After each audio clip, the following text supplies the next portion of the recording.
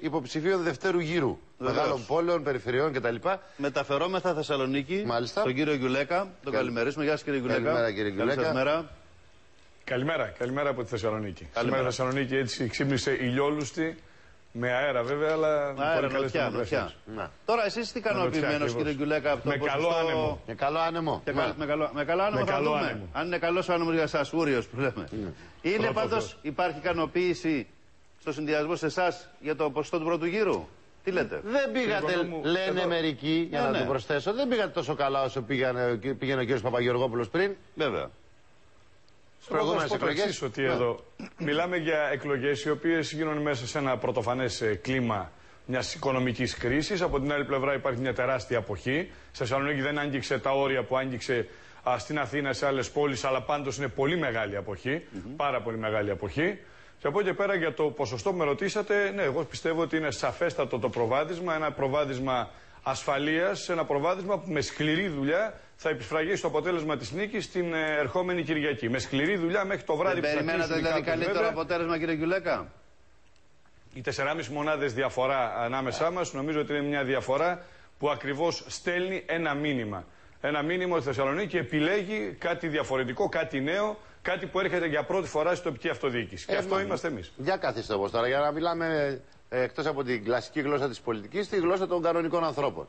Καμία γλώσσα της πολιτικής. Όχι, μισό λεπτό. Ένας υποψήφιος λοιπόν παίρνει λίγο παραπάνω από το 1/3 του εκλογικού σώματος. Αυτό σημαίνει ότι το εκλογικό σώμα τον θέλει να πάρει το 45%, να σου πω παραλίγο να η μισή, εντάξει κτλ. Αλλά εδώ παίρνετε το 1/3, λίγο πάνω από το 1/3 του εκλογικού σώματος, σε ένα πολιτικό πλαίσιο που και η Νέα Δημοκρατία που σας υποστήριξε αλλά και τα άλλα πολιτικά κόμματα ήταν κόντρα στην κυβέρνηση, ένα πολιτικό πλαίσιο δηλαδή που σας ευνοούσε για να σας υποστηρίξουν όχι μόνο γιατί είστε νέος, γιατί είστε υποψήφιος με άποψη κτλ. Αλλά και γιατί έχετε τη συγκεκριμένη γνώμη για το μνημόνιο που από ό,τι αποδείχθηκε δεν το θέλει το 80% του ελληνικού λαού. Και όμως εσείς παίρνετε μόλις 4 μονάδες διαφορά από τον υποψήφιο που υποστήριξε το ΠΑΣΟΚ και η Δημοκρατική Αριστερά και οι οικολόγοι και ποιοι άλλοι τον ψηφίσανε. Εν πάση περιπτώσει. Θέλω να πω γιατί αυτό το αποτέλεσμα είναι θετικό. Όχι, να σας πω το εξής. Καταρχήν δεν ξέρω πώς μετράτε εσείς, αλλά οι 4,5 μονάδες διαφορά δεν είναι μόλις, είναι μια σαφής διαφορά. Το δεύτερο που θέλω να σας πω είναι ότι είχαμε 9 υποψηφίους. Ήμασταν όλοι μαζί, ζωή να έχουμε όλοι, 9. Καταλαβαίνετε λοιπόν ότι όταν υπάρχουν 9 παρατάξεις, 9 ψηφοδέλτια, είναι πολύ λογικό έτσι ο καθένας να διεκδικεί ένα μερίδιο, κάποιοι ψηφοφόροι να κατευθύνονται στη μία, στην άλλη πλευρά κτλ.